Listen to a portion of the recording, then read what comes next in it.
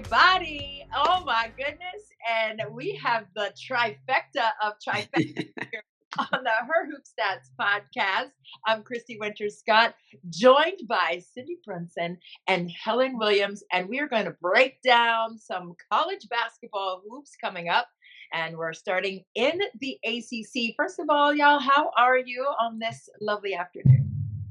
Doing really great. well. Getting ready to set up the drive to the desert because the women's Final Four is in my backyard here in I'm getting my Phoenix, flight next Arizona. week, Cindy, so be Right? ready.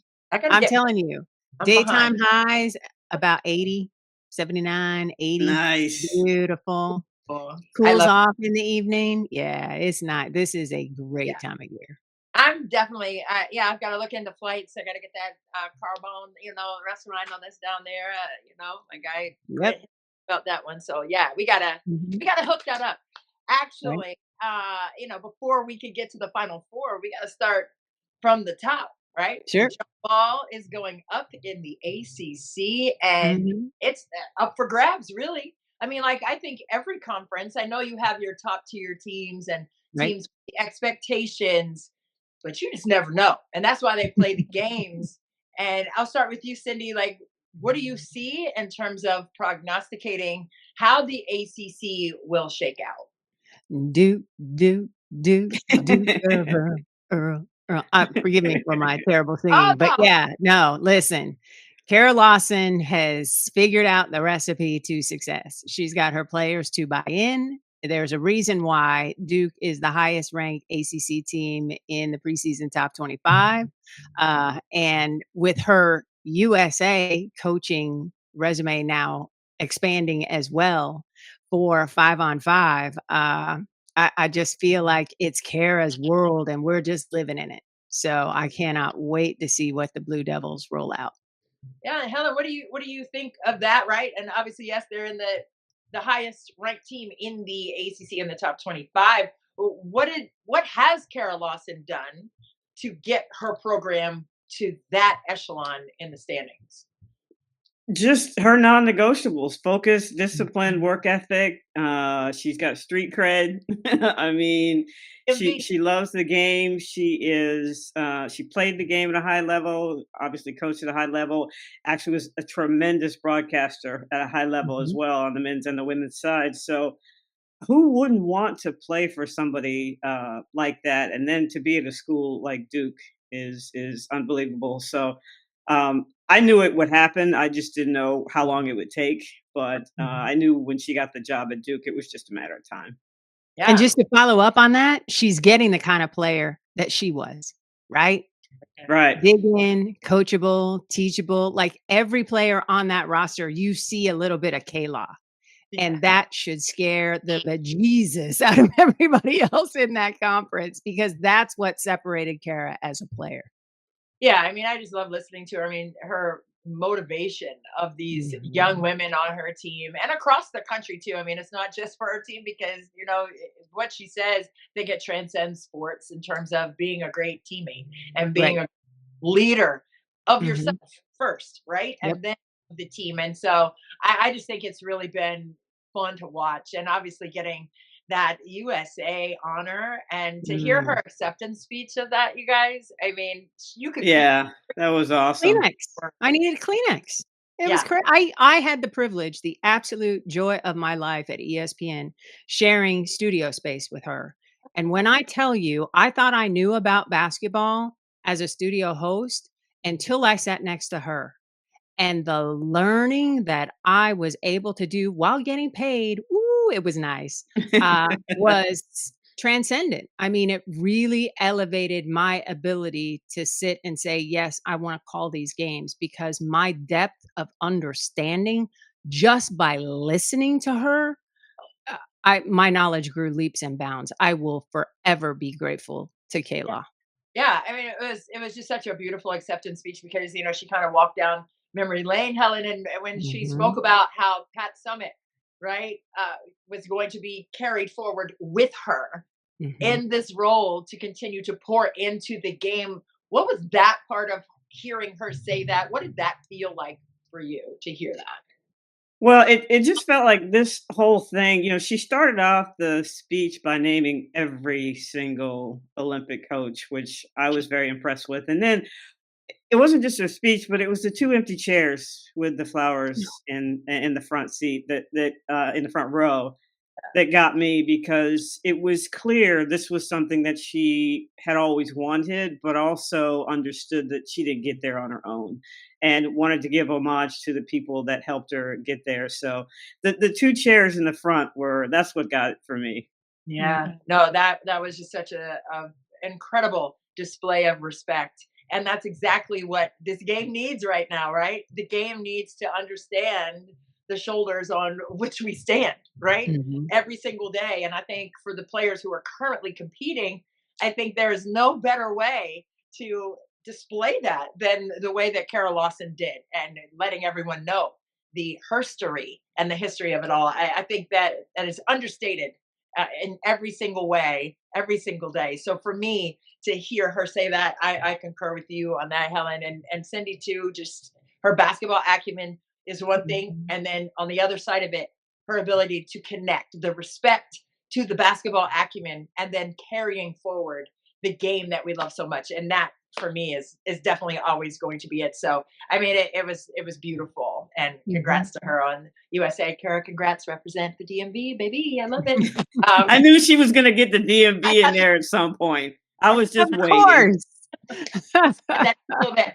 Period. But yeah, no, I'm super excited for her, but I'm also excited to see how Duke carries forth the execution of Mhm. the foundational pieces that she's been able to put together for her Mhm. program, and carry that dream forward. Right, when she got hired there, she had a vision for the Mhm. program, and they've been in the top 25. That's not new, but for this year to have the expectations, as you said, Cindy, to be sitting at the top of the ACC with the other teams. And I know Mhm. Notre Dame, Olivia Miles transferring, and all the things.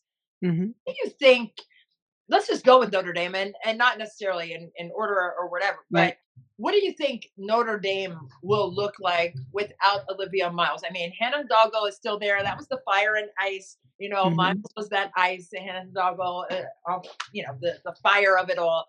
But what Mhm. does that do to Notre Dame in terms of the dynamic that those two had with one another, with the fire and ice?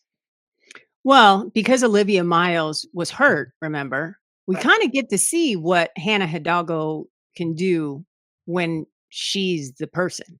So, I expect to see what we saw when Olivia was hurt, because Hannah knows how to run the show, and she is more than capable and more than ready to shoulder the program. I just wanna see if Notre Dame can get back to being that school, right? Because when you talk back, a few years, ACC, it was Right. either NC State winning everything or it was Notre Dame. And there really wasn't that much middle ground. Now, in the last 4 years, we've had four different conference champions, I Duke love that. being the latest. Right. So I'm curious to see if Coach Ivy is ready to get Notre Dame back to where Muffet McGraw had it, right? Like where it's just we're the big dog and everybody else has to keep up with us. Right. Helen, what do you think Yeah, on that? yeah. I think when I look at Notre Dame, what comes to mind is I don't know. Right? Mhm. I don't know if Hidalgo is going to have to be even more of a volume shooter. I don't know where the help is going to come from. And this is not to say that there's no talent on there, but Mhm. I just don't know. I mean, you lose, Westbell to the WNBA, you lose Mhm. King to the WNBA, you lose Citron to the WNBA, you lose Koval to LSU, you lose Mhm. Olivia Miles to TCU. That's a lot. I Yeah. mean, that's an awful lot, and so I just don't know, and I'm not sure of. I know they picked him. I think let's see, they picked him fifth, Mhm. but I don't know. That's what comes to mind when Still I think about 15th Notre in Dame. the country. That's what Yeah, the nation thinks. Right. So, yeah. So it's not a. I don't think they have talent. It's just mhm. I have no idea what Yeah. it's going to look like. Yeah, and it's just, I mean, it is. I mean, in this age of the NIL and the transfer portal and all of those kinds of things, right? A lot of teams have big turnover, but they also bring experience in the door, as well Mhm. as watching experience with graduation and transfers going out of the door as well. So I'm definitely intrigued. Neil Ivy, a ton of respect for her. Love her. Saw her here in DC recruiting. So I mean, she's on the move and continuing to do her thing. So yes, I mean, she played for Muffet McGraw, Cindy, to your point. So she Mhm. understands what that is and the tradition of wanting to hold those standards true moving Right. forward. And it's not necessarily name on the back, but the name on the front. And I think that's going to carry Notre Dame a long way. But to be picked preseason number 5 in the ACC, I mean, I think that is a solid feat in and of itself, is it not, Cindy?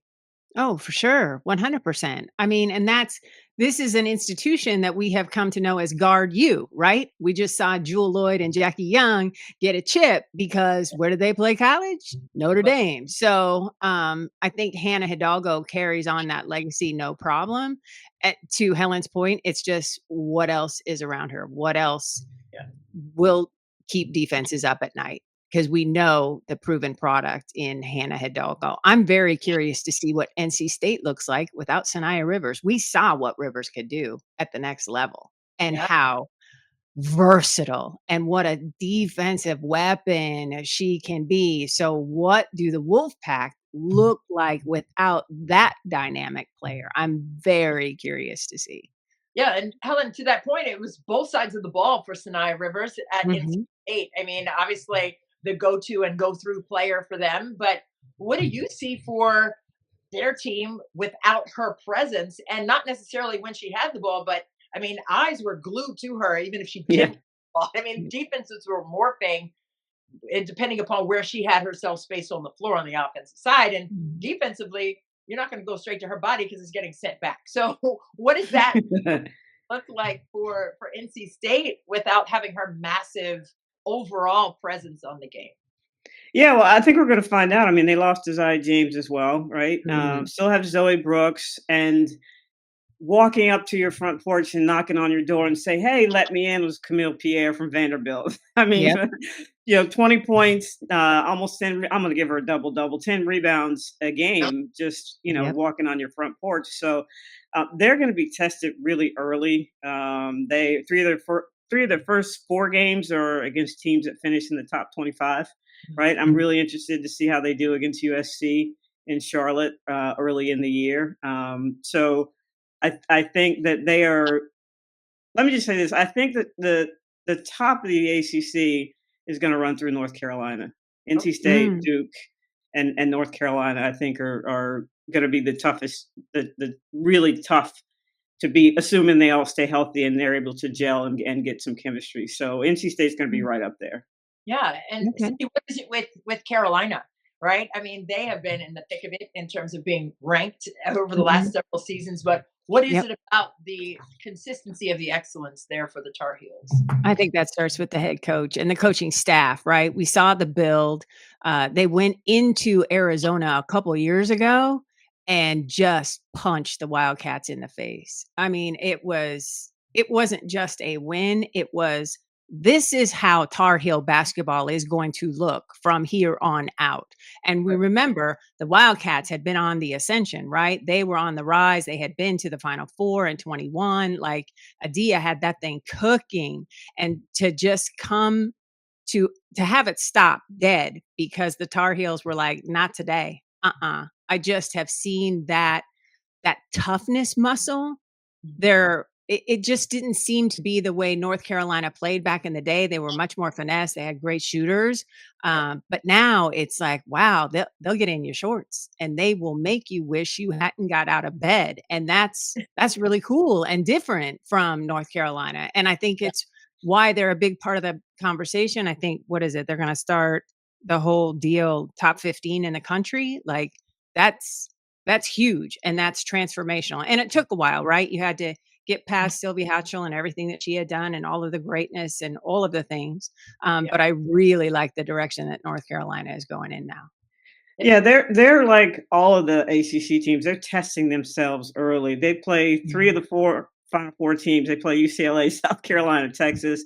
To your toughness point, they've got Mhm. transfer Nyla Harris from Louisville, who is just a Mhm. beast on the boards. I mean, all of her, she has more offensive rebounds than defensive rebounds. So there's that toughness, and then the freshman Nyla Brooks. Like it's going to Mhm. be how consistent can those people be, from game to game in terms of how successful they're going to be.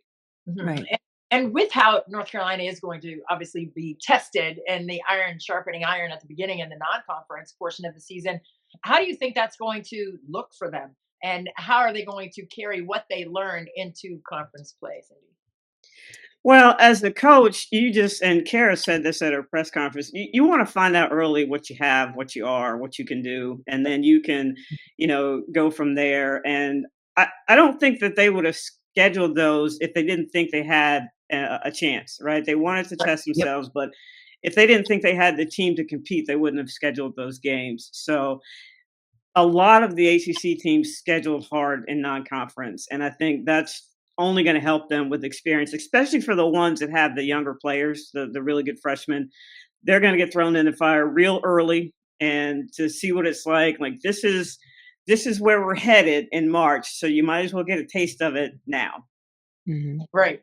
And Yeah, because you wanna see what it is in Yeah. late October, early November, basically before Thanksgiving, when you get a little bit of time off and you can get back in the lab before Yep. conference play starts. Yeah. So I think the hard scheduling, I mean, they're just taking a page right out of Gino Ariema's book, right? There's a reason why he's got a dozen of these things. He knows what building a winner looks like. And Right. so people are using that formula. He's laid out the blueprint. You want to beat us? Meet me where I'm at. So teams are doing that. And I think it's to their benefit. Yeah, if you get punched in the face and you're a freshman in October, it looks completely different when you are trying to be on the rise in the heart of conference play, winding, mid February, winding down toward tournament play at the beginning of March.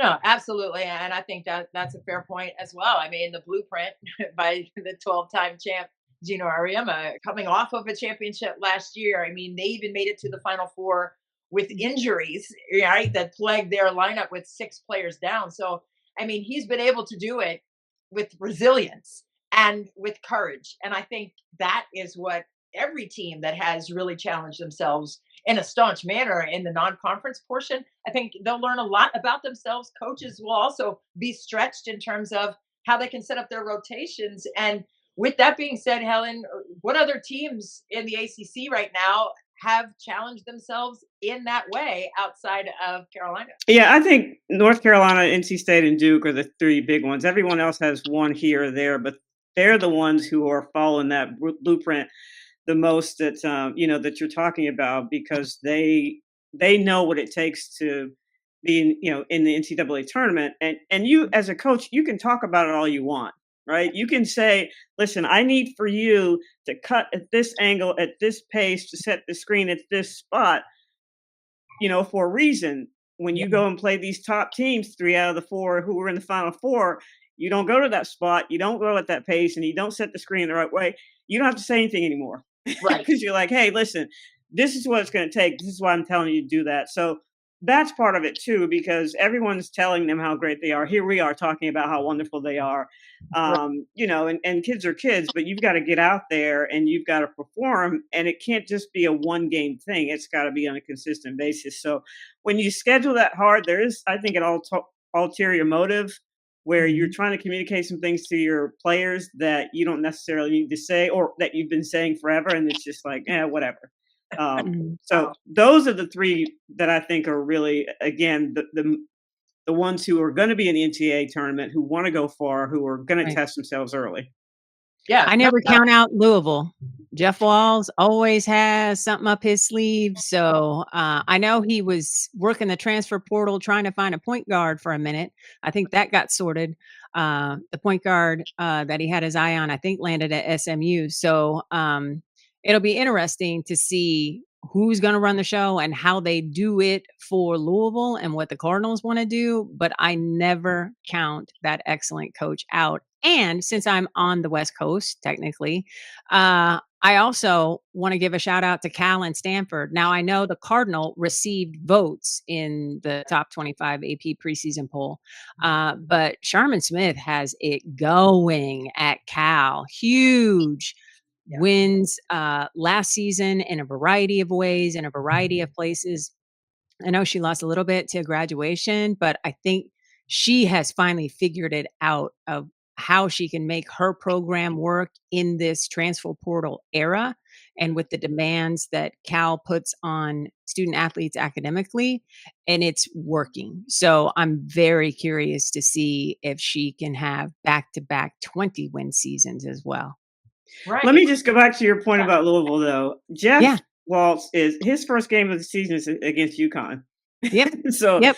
talking about testing yourself, but he's got a transfer, Laura Siegler, who played at Yeah. St. Joe's, who was the only reason that team was able to compete against the Power Four schools that they play. I shouldn't say only, but most reason that they were able to compete against Power Four teams. She is a post player that can stretch the floor. She has tremendous footwork. She is an exquisite passer, high basketball IQ, and so she's going to come right in and give them some versatility. And he's also recruited some other versatile posts. So I think you're right about that, Cindy. They're always going to be in the mix. Right. Yeah. I mean, the playbook for Jeff Walls is matched, right? I mean, he has the counter for the counter for the counter when it comes to setting his team up for success. And they were super young last year. I believe they had 8 or 9 freshmen on the team. And Cindy, to your point, to have to go on the hunt for a point guard. I mean, that's an extension, obviously, of the coaching staff. You want to have someone who can come in and basically hit the ground running, literally and figuratively, for your squad. So for him to get the match that he wanted and have that puzzle piece filled for the team that was missing for him. But what do you think that's going to look like when they start to play, and how he wants the team to look and play stylistically? Well, I think, they still have Tajon Roberts, who was a freshman there last year, and she led them in scoring and steals. And I think being able to not have to handle the basketball as much is going to free her up to be able to do what she has the ability to do. And he talked about maybe doing some inverting because his post players were so versatile and they could stretch the floor. Okay. So whatever he does, they better play hard. I don't care what his style is. If they're not playing hard, then he just goes ballistic. So I will put that out there. But I think they will be maybe a little bit more space this year than they have been, but we'll see. Yeah, I was thinking of the inverted post play like we see with Grace Van Sluten at Michigan State. You know what I mean? Like it's that kind of post versatility. I think just lets a coach have some fun. And to your point on being able to drop a play, like when they get an out of bounds play, I grab my bucket of popcorn. Okay, coach, what are you doing? What's after timeout, same situation. So he's a real tactician and I enjoy that. Yeah, no, it's super fun for sure. And I love that comparison with Grace Van Sluten at Michigan State. I mean, Van Sluten had some USA basketball experience over the summer. I mean, and when you look at that, right, the versatility that the international game has developed into over the last several years, I mean, that speaks to that, and you saw that in the WNBA with Alyssa Thomas too, right? A lot of inverted actions, getting touched in that way. So it's definitely becoming a thing on all levels, just to be able to put everyone everywhere and have like a plug and play situation. But you do have to have some organization at that point guard spot. I mean, as a coach, you got to have trust with who has the basketball. Not everybody. Hey, man, that's not for everybody. Not tell you what, and people want it to be like, I would have loved to be a point guard, but guess what? Now I'm good. I would go right over here. Like I know my role. But I think, roles across the ACC, I think there are going to be so many standout point guards in the ACC. I don't know if I'm going to take it too deep here, but who do you see in the ACC this season and standing out in that regard for their respective ball clubs in the ACC conference? Besides Hannah Hidalgo. Yeah, besides Hannah, we got her. Okay, I got you. She's gonna look like out there, magician.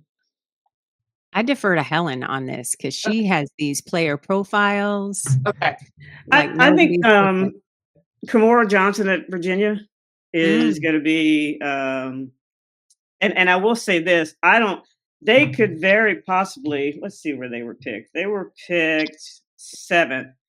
They could surprise some folks and finish higher. I think, Okay. based on the transfers that they brought in.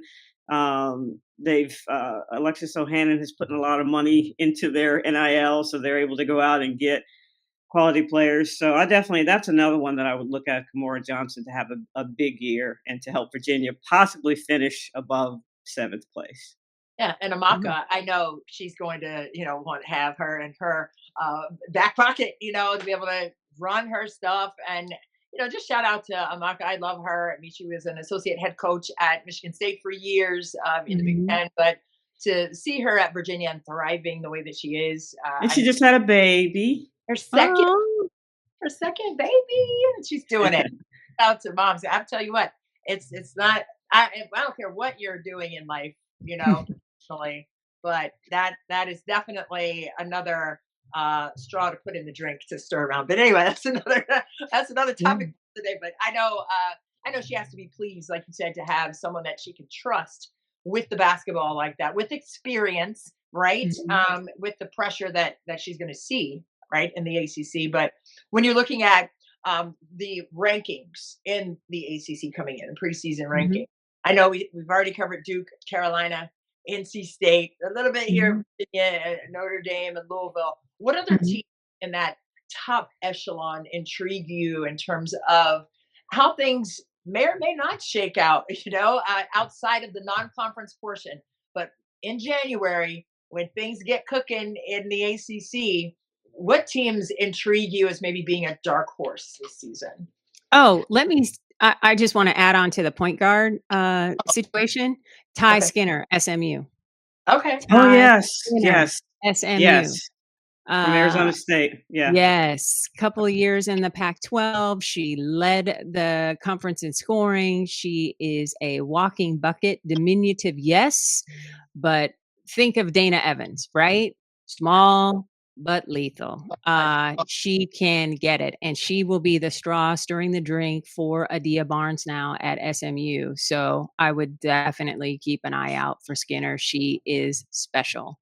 Yeah. Um, and then I'd like to see what Stanford rolls out. Kay Pay getting comfortable in the role of head coach, being at Stanford, following in the footsteps of her former coach Tara Vanderveer, the legend and icon. So I Yeah. think we'll see more of the imprint of what Kate wants to do and how that's going to look. And I think it'll be really fun. I think they'll play with pace and get in people's shorts and be able to shoot the lights out from three. So those are the two things that I would also keep an eye on when it comes to this. I keep having to check my notes. Okay, is that team still in the ACC or did they move somewhere else? Like this conference chaos, it still messes with my mind. Yeah, there. But Stanford, I mean, to your point, Kate Pay, played obviously for the revered Tara Vanderveer, and I Mhm. had them early in last season, and Yeah. definitely going to be at the top of mind for the Cardinal. And Tara Vanderveer was at the game that I was on last Yeah. year, and just to have not just her mentorship, but her Mhm. support and trust. I mean, Yeah. that's her baby for like 40 years, right? Have Yes. a player come in and stand in your spot, if you will, on the Mhm. sideline and just lead the program the way Kate has been able to do. I think it's really a beautiful thing. And I know for me, there's never any such thing as small things, but for Right. me, it's always like those little iterations that kind of stand out. To your point, Helen, we were talking about Carol Lawson with the flowers on the empty chairs. Like Mhm. there's like this reverence of Yeah. who has come before all of us in women's basketball and how that's going to continue to grow the game in beautiful ways. So for Kate Mhm. Pay, I mean, pace of play is definitely at the top of the list for how they want to play stylistically. Do they Mhm. Yep. have the personnel across the board and the depth off the bench to be able to execute that level of high power offense? And it's got to come from their defense, right? Mhm. I'll defer to Cindy on that. Yeah, most definitely. I don't think the bench is as deep as she would like. There's going to be a lot of development, a lot of new faces, relying on underclassmen, probably more than a head coach would like to. But that's the Right. era we're in now, right? Like, because if these players don't get playing time, they bounce. Yeah. So you got to give them, you got to sell them on the education piece. Like, what school is going to give you a better degree than Stanford? And then if you stick with me and listen to what this program can be and buy in, and this is the beauty of what Kara Lawson has done at Duke, another high intelligent, high IQ person who gets folks that can meet the academic demands of Duke. And that was very specific when Kara made that pivot. She wanted people that can be coached on the fly, that she could put in a plan. And if that plan wasn't working in the first quarter, she could change it for quarter two, change it at the half, mix it up for quarter three. And that's what Kate has the luxury of having at Stanford, highly intelligent people who are also wonderfully gifted at basketball. So, and this is just, she's just a couple years in. We'll give her some grace and give her time, but I really like the trajectory for the Cardinal. Yeah, I agree with that as well. And, and it is sometimes it's still mind boggling to me when you're looking at the transfer portal, because yes, sometimes you don't get the minutes and you bounce, but sometimes you get the minutes and you still bounce. So for yes, Camille Pierre, we talked about her for NC State. It's like, what? She was an anchor in that Vanderbilt offense. And now she's at NC State. I mean, you don't know what kids are looking for. I mean, you talk about SMU. I mean, they've got 12 transfers. Yeah. Christy, when you're talking about what other teams in the conference intrigues me a lot. She brought a couple players with her over from Arizona. What's her name? Sanaya Ja, is that right? Yeah. Yep. She played at South Carolina. The other young lady, I can't remember her name, but she was from Germany and she got hurt last year. So she brought a couple of her players over. She got Ty Skinner, but 12 transfers. She got Paulina Perez, who used to be at Carolina, who went to Arizona, who's a great shooter.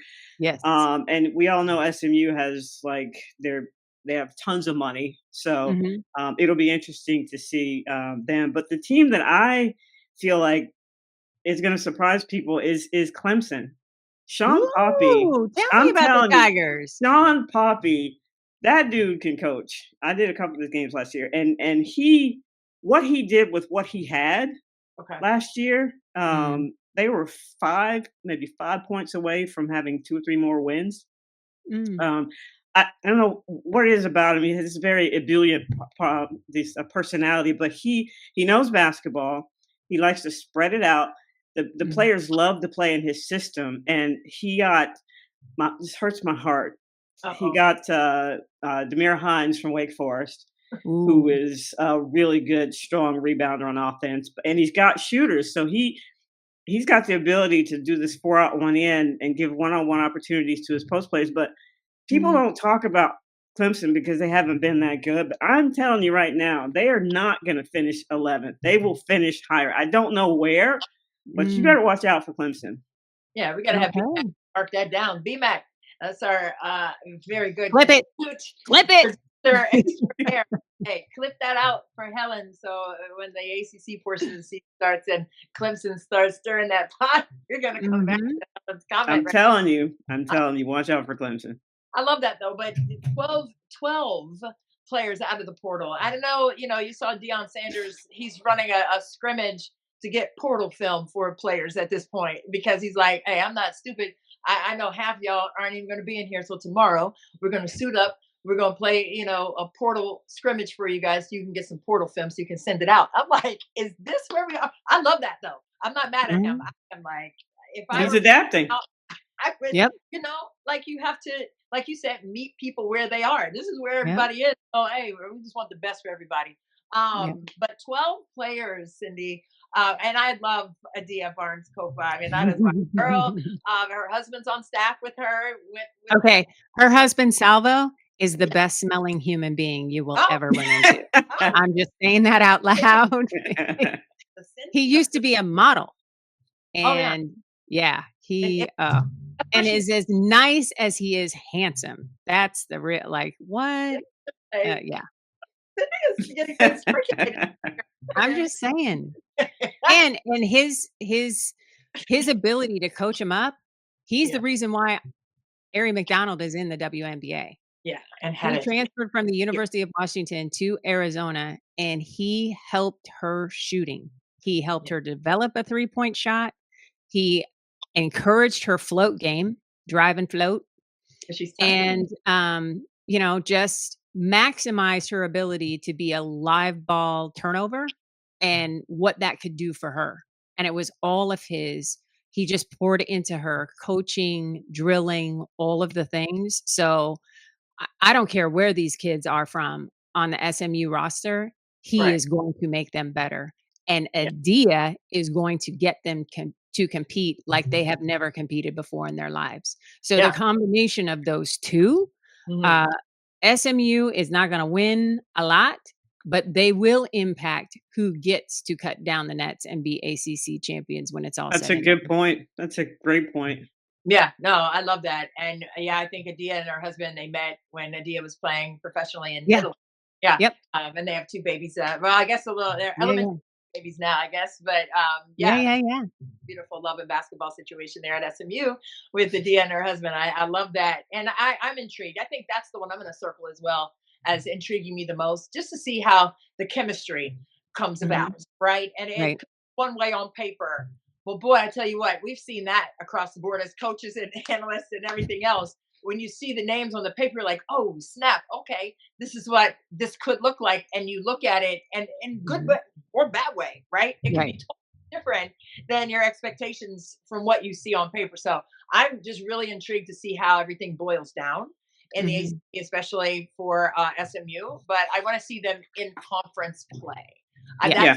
That's because I think that's going to give them the time to kind of marinate in the crock pot, if you will, in the Mhm. non-conference portion.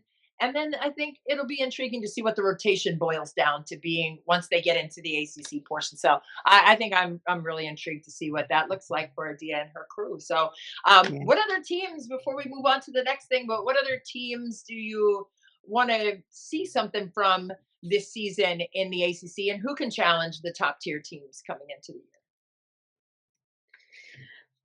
You know, I think it's going to be a struggle for Pittsburgh, Boston College, and Wake Forest. I really Mhm. do, and you know, it hurts my heart to say that about Wake Forest, but Right. um, they're going to struggle. Georgia Tech, I don't know. Obviously, they've got a new coach, Karen Blair, who was at Mhm. Maryland, and they lost Danny Carnegie to Georgia, right? And so it'll be interesting to see who's going to score for them.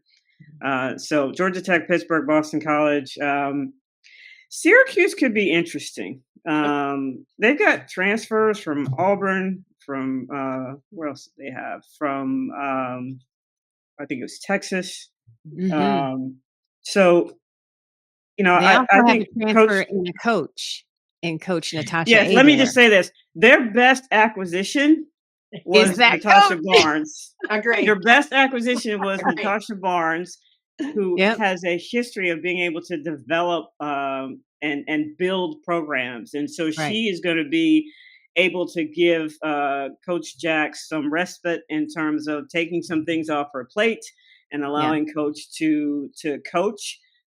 They hired a general manager this year, Michaela Mhm. Walker. So that's the first time Yes. they've ever had a general manager. So I love Felicia Jack because she said, you know, I think we need to be better as coaches. She goes, we need to be Mhm. better. We need to be better physically, spiritually. We need to be better. We need to coach better than we did last year. Oh, wow. And Mhm. so for her to be as self-reflective as that, it really pleases me to see a coach just really taking a look at their program because they struggled last year after having a great year. The year before with I forget Mhm. the young lady who got drafted by Vegas. They didn't know who was going to score last year. You watched their Mhm. games and it was like, well, usually we gave the ball to her and we just got out of her way, and Okay. she did her thing. But this year, I mean, last year they struggled to find out who that person was. So I think with the transfers, I think with the improvement of a couple of the returning players, they could make some noise. I just don't know how much. Right. Right. And I agree with that. I think, Natasha Adair, she was at Arizona, Mhm. like, or Arizona State, Correct. here, and then for her to make that move to be alongside of Felicia. I saw them Mhm. at a Mystics game over the summer here in DC, and it was just really fun to see their connection and their love of the game. I know is going to shine through their players Mhm. on the court, but they Yeah. have Layla Filia, who transferred from Texas, but by way of Michigan. Yeah. She's the go through player for the Wolverines in the Big Ten. transferred to Mhm. Texas and didn't quite get the reps on the court in real time, Mhm. as much as she maybe thought she would. And I'm not saying that in a begrudging way. I'm just saying now Right. she's in Syracuse, and I think she's going to be freed up a lot. So for me, going along with what I was saying about SMU and the 12 Mhm. transfers, I want to see what the transfers look like for Syracuse, right? And Yeah. Yeah. especially the self reflection from Mhm. Felicia Leggett Jack. And Mhm. love that. And I love to ask that question to coaches. What have you learned most about yourself? Right? Because Right. you always look, I mean, as a mom, I know I'm always like everybody else saying, what are you doing?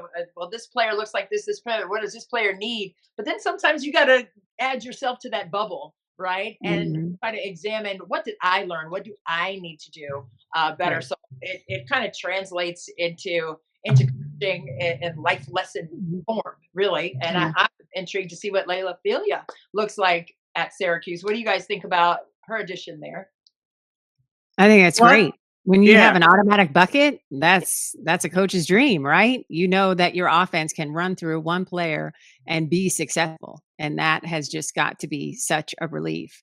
And I'm also looking forward to what Duke looks like Okay. as the hunted Oh, instead of the Mm, hunter. Now yeah. they've got the bullseye on their back. So, what changes for the Blue Devils, if anything? mhm. Because now they're, for the first time since K Law got there, they're playing with expectation. Before they were playing with house money. So Yeah. I can't wait to see how that unfolds. Yeah. I don't think it. I mean, I trust Carol Lawson, like Yeah. to have them prepared, not just the X's and O's piece, because that to me is the easy part. Right. Um, I I just trust her ability to get them to buy in and to do the right thing. That doesn't mean Mhm. that they're going to go undefeated or that they're going to Right. be play perfect basketball, but she just has this ability to communicate with players, and a lot of it is street cred because she could say Yes. she's been there, done that, right? Just look Right. at her Doubt resume. me? Let me show you this gold medal from Beijing. Right. Right. But Yeah. she knows what it's like to be hunted. You know, Yeah. she played at Tennessee. She played Yep. USA basketball. And so she has a visceral understanding of that. And I trust her ability to communicate that to her players. Yeah. Yeah. No, I agree fully. What do you think about that, Cindy, in terms of Oh, absolutely agree. But this will be the first time since she took over Yeah. that we're all talking about Duke at the beginning of the season as the one, as the team that should be the conference champion, as the team that has the best shot to represent at the Final Four in Phoenix, Arizona in April of 2026. That But don't you is, think that she sold that as a part of the vision to get those kids? oh, she Or would have no? had she would Yeah. have I had mean, to. I think Yeah. Because that's it's all I'm here about playing because of for the that, to big do that. prizes. That's the only thing coaches can do to separate themselves now because everybody, thankfully, is on TV a lot, Mhm. easy to find, easy to Right. look at. Before that was the sell, right? Oh, we have our own network. We can put you on. Yeah. So now the next one is we want to get you in front of eyeballs on TV in the biggest spaces. So we're seeing these upped non-conference tournaments Right. in early winter, which is amazing. And then the other sell is play for the biggest prize of all. Like, does UConn have to win everything? No. Does South Carolina? No. We can be a part of that conversation too. So I think that's a big selling piece that I know Carol Lawson, put into her quiver before she started firing those arrows here, like come play for me. So, but yeah, this is the first time where we're talking about Duke in these conversations of being at the level of somebody who could knock off a USC or a UCLA Mhm. in non-conference or a UConn. Like that's a big leap, right? From Right. where Duke has been over the last couple of years. Yeah, no What doubt. And UCLA and Duke are playing Yeah. around Thanksgiving time. And Yeah. and listen, I know we're gonna talk about the games we want to circle. And I mean, you can't just That's one of them. it's never just one game, but that UCLA Duke game, man. Listen, Mhm. got my hands together. Corey Yep. and Carol Lawson, two basketball savants playing Yep.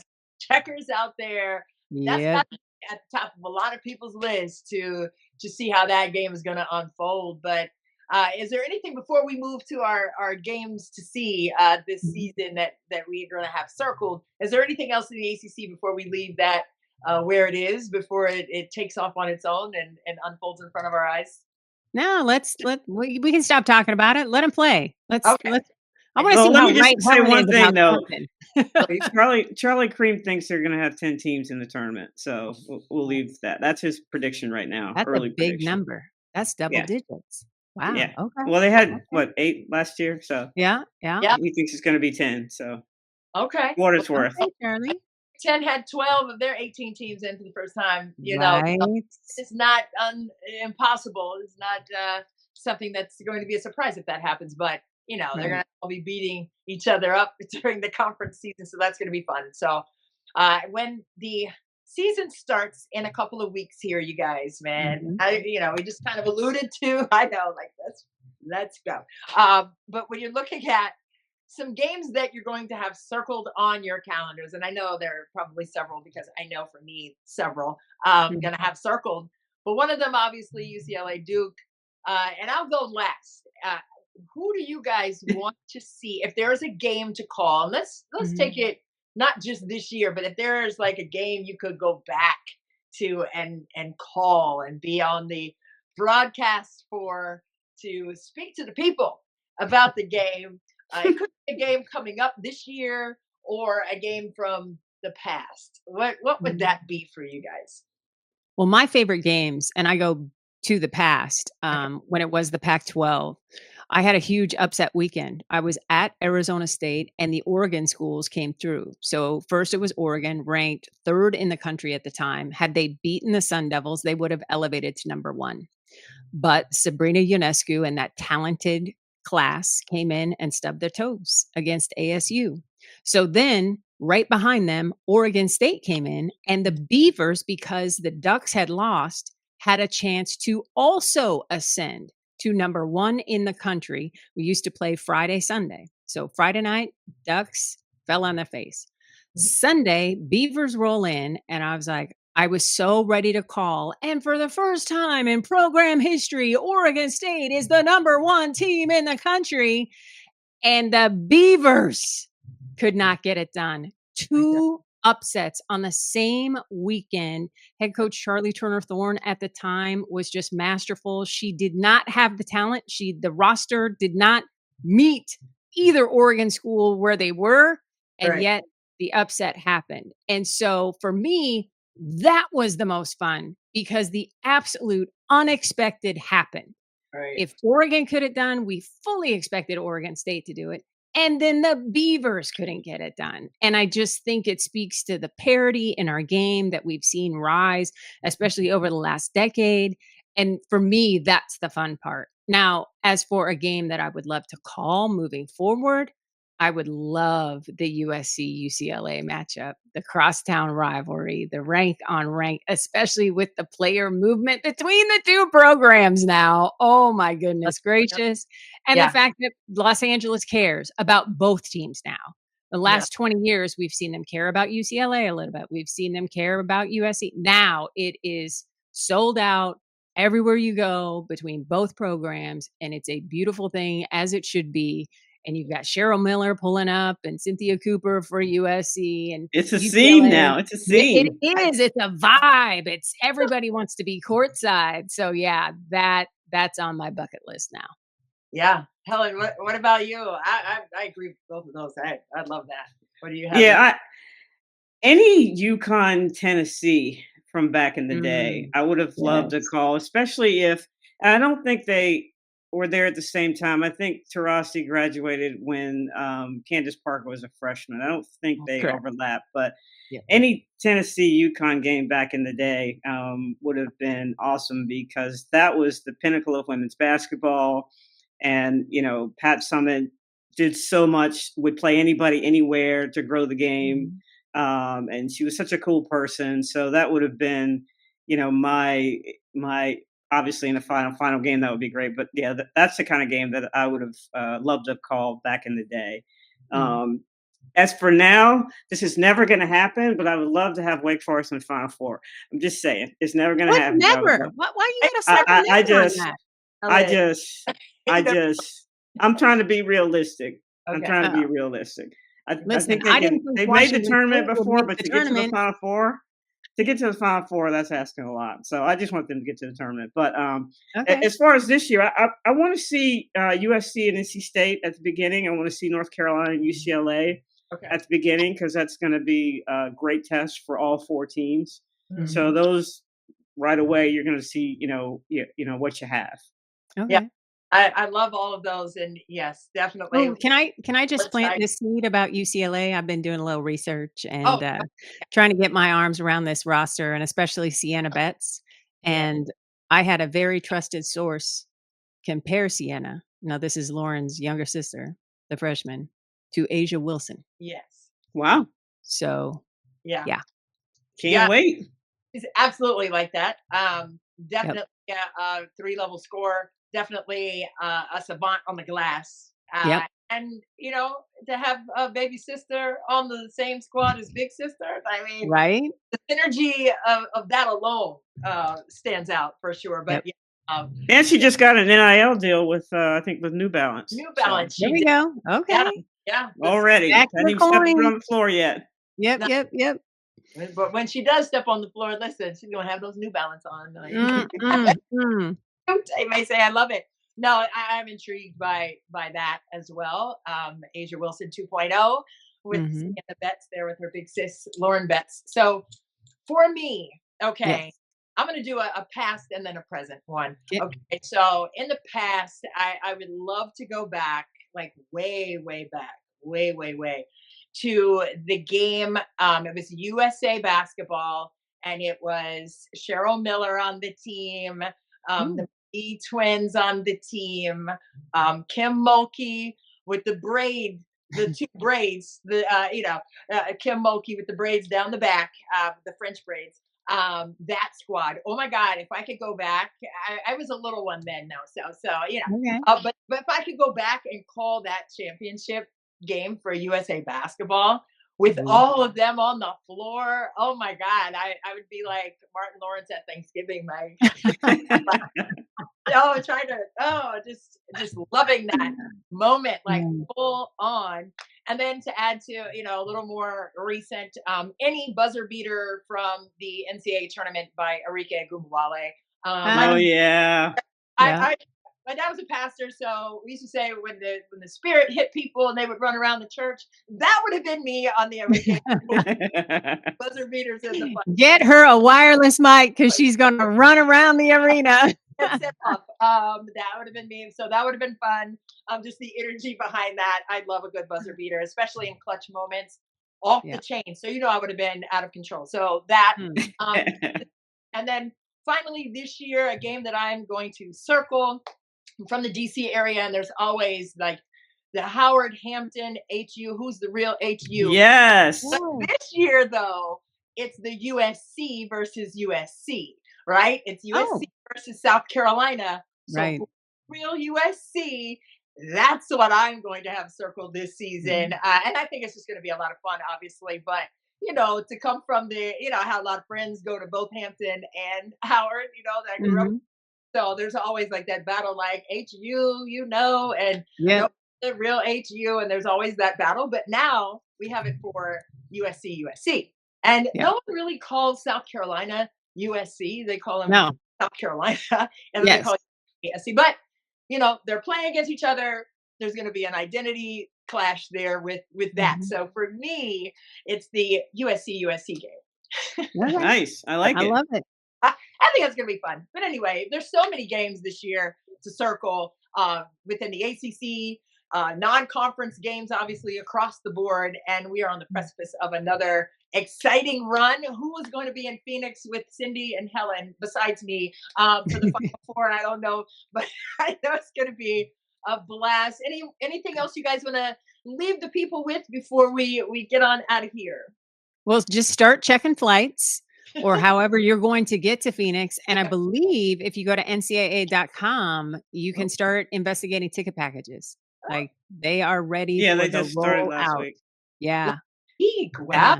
Yeah. Okay, I gotta Yeah, get so you can start, and I love this because you can start gifting it to friends and loved ones, right? You can get the tickets and say, "Hey, you're going to the Final Four as a stocking stuffer, Christmas present, Hanukkah, whatever." So, yeah, I love that piece.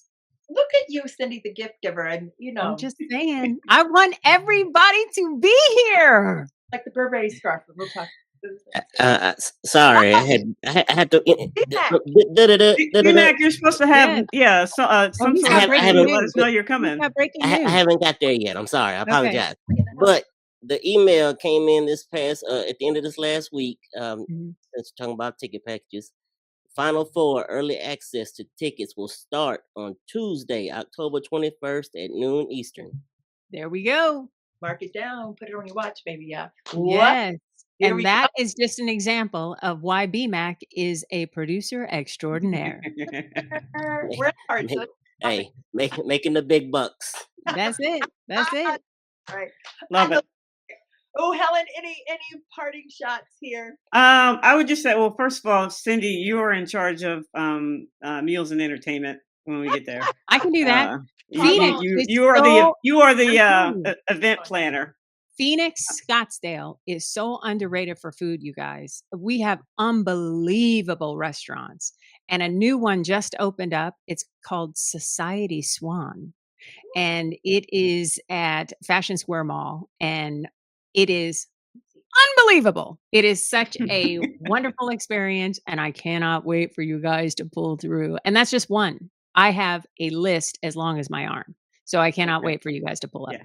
First of So all, that's the first thing. Second thing I would say is just, support women's basketball, whatever channel. Find your team, support your team, buy Yes. tickets. Don't, buy tickets and go to the games. Put women's sports on TV. There you go. There's your shirt. Yes. Because Yes. it's a great product out there, and pay to see it.